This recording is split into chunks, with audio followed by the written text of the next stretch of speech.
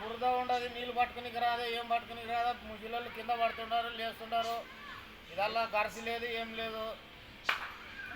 మా బతుకులు ఇట్లా ఉన్నాయి. ఎవరు పట్టించుకునే వాళ్ళు లేరు, పట్టించుకునే వాళ్ళు ఎవరు లేరు. ఖర్చు ఇంత తోలే వాళ్ళు లేరు. ఏమనంటే ఓట్లప్పుడు ఓట్లు వేయండి అని వస్తారు. ఇప్పుడైతే మమ్మల్ని మాట్లాడించే వాళ్ళు లేరు.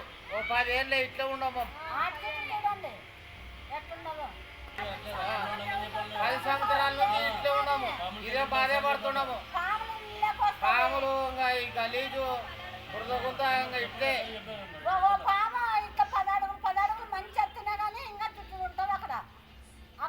చాలా పరిస్థితి ఘోరంగా ఉంది. ఎవరు పట్టించుకుంటలేరు మాకి.